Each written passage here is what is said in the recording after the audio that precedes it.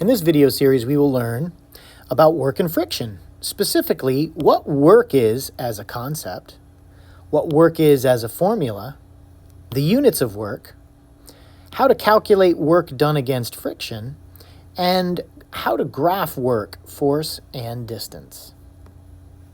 So what is work as a concept? Well, the first thing to know about work is it's an amount.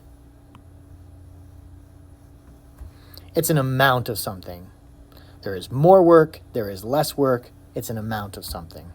So let's imagine we have this person standing right here, and there is this chair.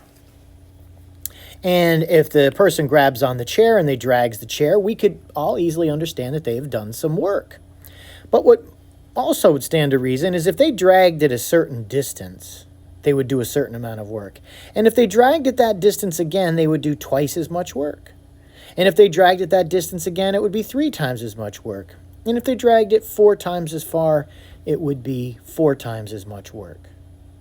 So we see that at least in this case of the student or the person dragging the chair, that the amount of work done is related to how long they've done it in terms of the distance they dragged it.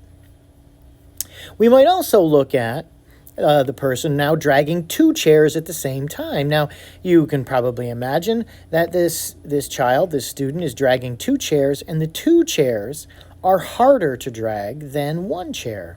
We might even say it's twice as hard to drag 2 chairs as it is 1 chair.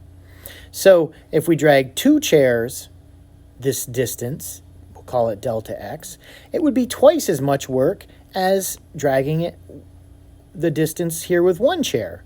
Because you could imagine dragging this chair this distance and then coming back and getting another chair and dragging it that distance would be the same thing as dragging 2 chairs the same distance. So this is helping us understand what work is. There's an amount of something done, exertion over a distance and so forth. So work is an amount.